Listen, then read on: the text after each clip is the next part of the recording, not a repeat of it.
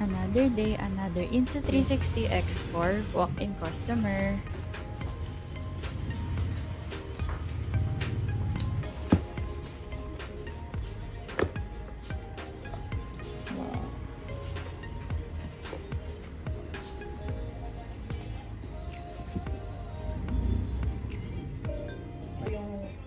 X4 natin, meron po siyang dalawang camera, front cam and back cam. Okay. Then yung dalawang prone, then yung 3 prone, scroll. Go Gadget number 1. Thank you po.